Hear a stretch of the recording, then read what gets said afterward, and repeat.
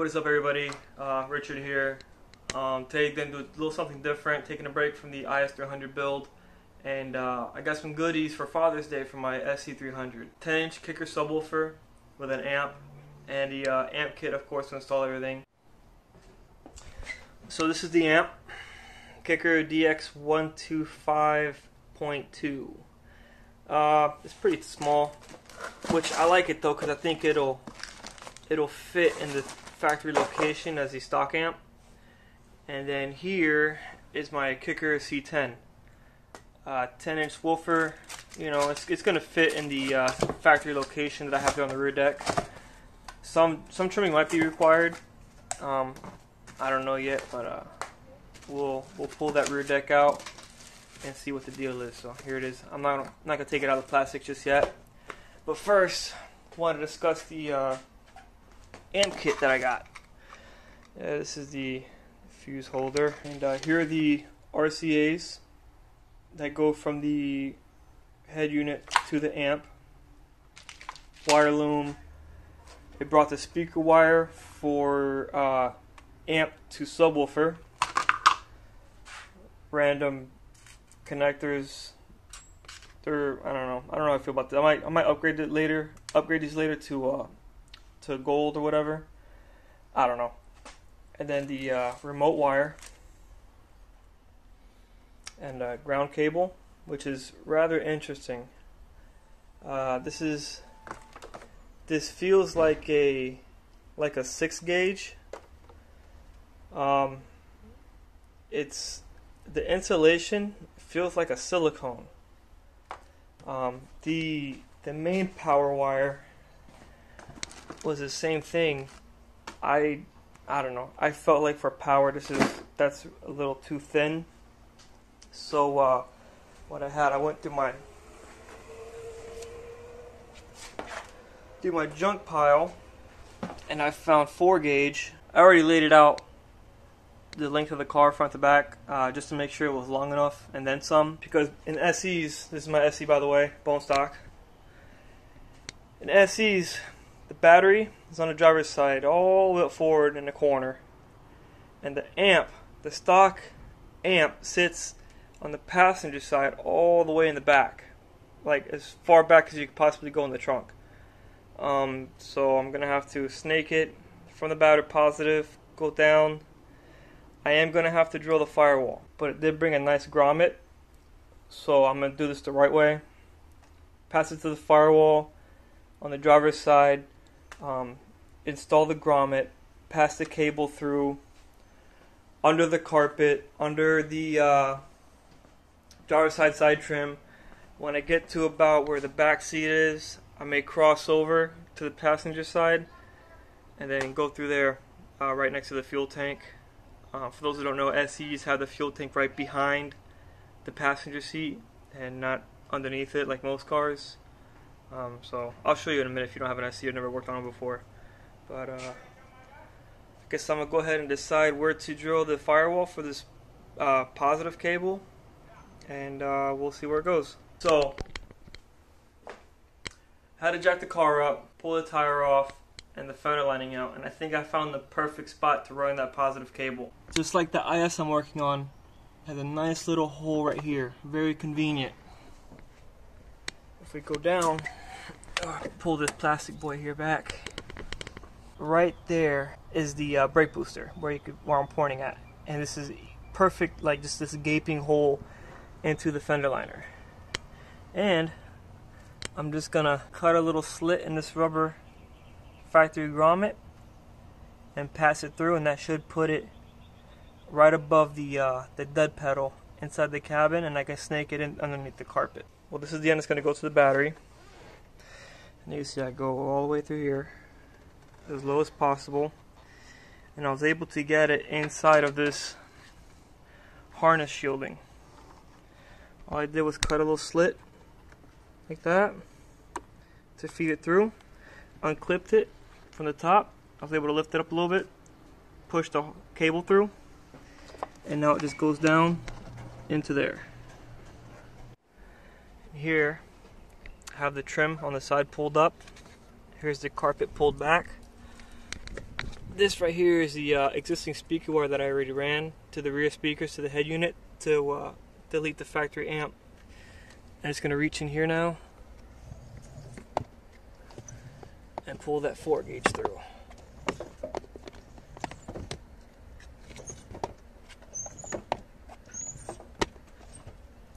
I think that's it. Alright, next step is running it to the back of the car.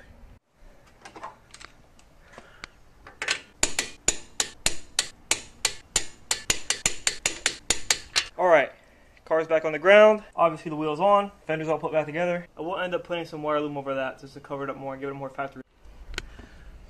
Man, it is fucking brutal hot. Alright, so next step, I'm going to remove the lower seat bench and the back seat, back part. Yeah. So once you remove these two pieces of your interior, you can go ahead and start removing the side quarter panels. Now what sucks about this is that yes, you're going to have to remove the top upper portion that goes around the window before you can remove the lower portion. It's really not that bad, you just have to be very careful that you don't break any tabs.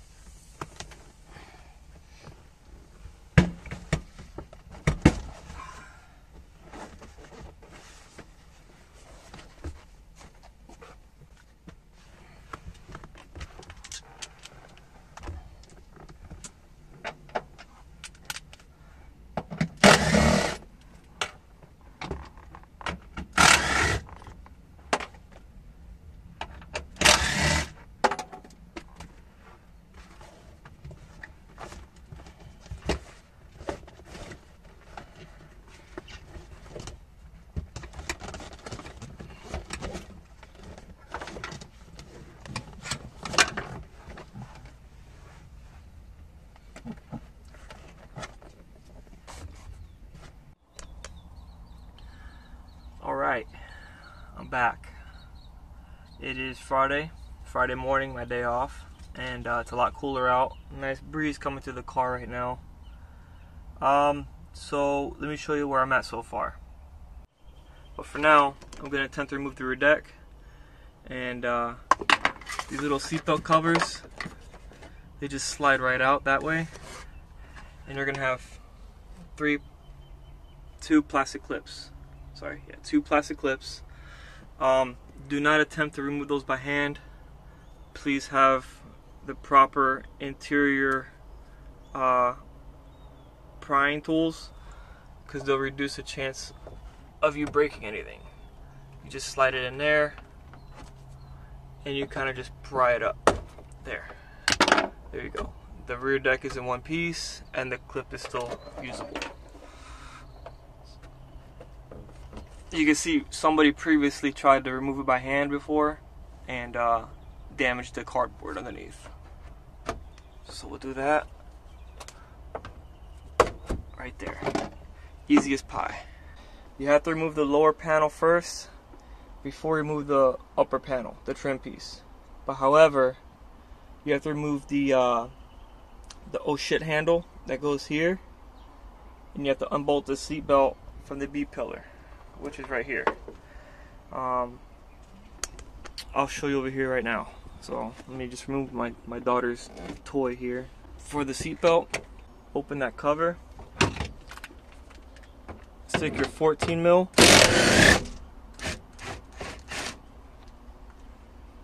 and remove it like that. Alright, now 1 second. Now for the oh shit handle, just pull the handle down. You're gonna see these two covers. Just remove those. I was able to get my fingernail in there and pull them out. They don't require a lot of effort. Get a screwdriver. Remove the two Phillips head screws. These may be very hard to remove, so I recommend getting yourself an impact screwdriver from Harbor Freight. Anyways, with the oh shit handle and the seatbelt removed, we can go ahead and pop this clip and this clip here for the seatbelt cover trim piece. which of course doesn't want to come out. Maybe it'll come out if I just remove the panel. You have to pull this trim up a little bit there. Pull it from the bottom. And there we go. It just popped right out. So lift up on it and just leave it with the seatbelt. And then you can snake this panel on out of here. Set it aside. Be careful not to damage it, because SC interior is very delicate. Now you're left with a screw here, a screw here. I seem to be missing one here. And one here. So in reality, a total of 4 screws if nobody has messed with your interior before. This battery's dying, but I'm gonna keep riding it anyway, so fuck it.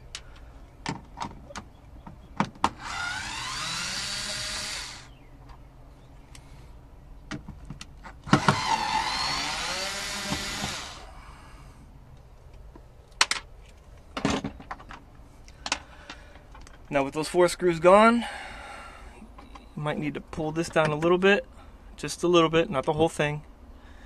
And then she will come right out if you move the seatbelt out of the way. Be very careful, and there we go. She's out of there.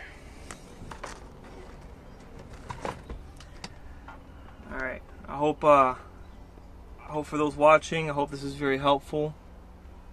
And I just want to make like these educational videos to help people out. And yeah, so here we go. Now this rear deck should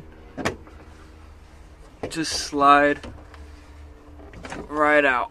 Yeah, that's it's not exactly throwing a hot dog down a hallway. So let me come outside and discuss my plan for. Alright, as you can see, that kicker does not fit. I kind of expected it not to, but maybe I was hoping to get lucky, but there's no chance in hell. So I'm gonna put fitting the subwoofer on hold for now.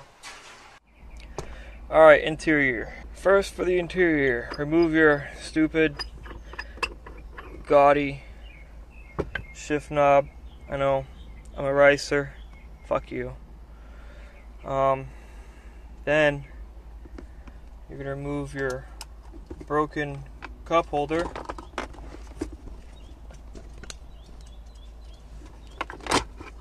Just pops right out. You have 2 screws here. And open your broken ashtray or my trash can. Pull up on the wood trim like that.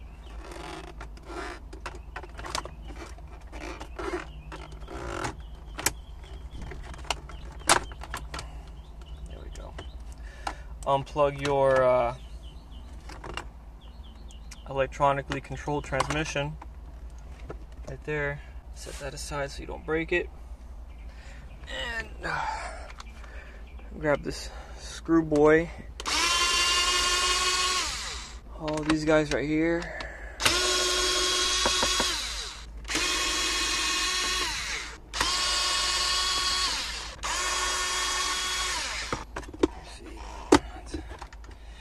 Now the whole radial bezel should come right out carefully. Carefully. Don't break it. Don't break it. Now keep in mind that you have your plug here for the climate control and volume, as well as your hazard switch.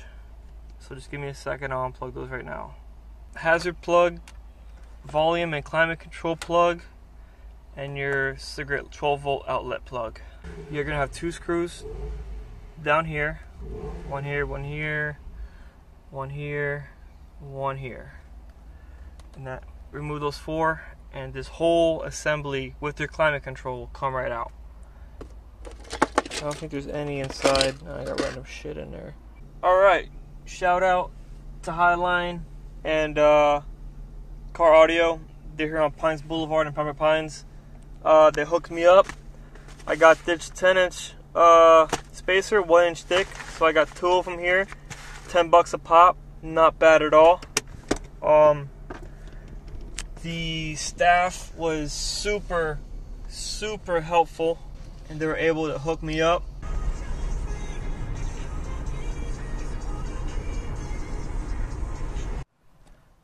Alright, good news everybody. I figured out what I'm going to do. So, I have the 2 spacer rings. This is bottom. I got the holes drilled out already. I'm only going to use 4 holes. This spacer ring is already it fits snug on the subwoofer. It's not going to come off because it kind of holds itself in place in there. And I got the holes drilled in this one too. So what I'm going to do is take this bad boy. Let me get this crap out of here.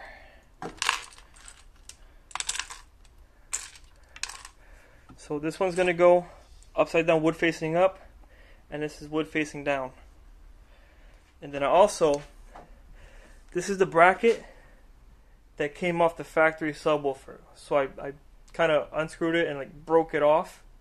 I had to break this tab off and that tab off. And what's going to happen is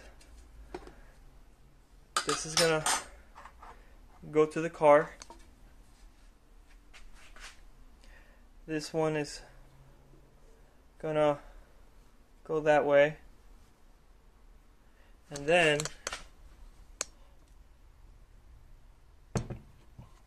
the subwoofer is gonna sit like that with the factory bracket. So I went to Home Depot and got 3-inch stainless machine screws, 3 inches long. So hopefully it'll go through all that. It will. I got nylon lock nuts, and just for extra security, or not security, more just insurance, because with the vibration, I got lock washers. So hopefully with the nylock and the lock washers combined, it will be able to handle all the vibrations from the subwoofer and not, rattle itself loose. So I'm going to go ahead and assemble this concoction now, and I'll be back in a second.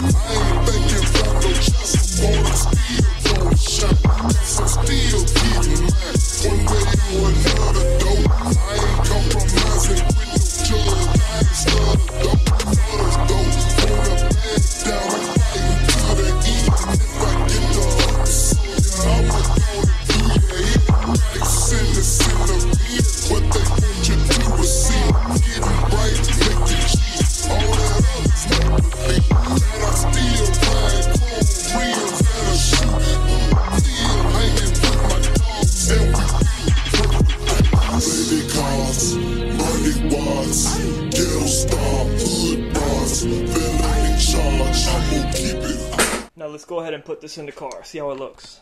Alright guys, some more progress. Connected speaker wire subwoofer, tied everything up together, and I mounted the amp, and I'm very happy. Kicker amp is mounted in here to the factory amp bracket, and I could not be any happier. Right now, just the RCAs are hooked up. No, the CD changer is not functional. I left it in there after I did my speaker and amp delete. However, I did gut the internals, and it's just an empty box now.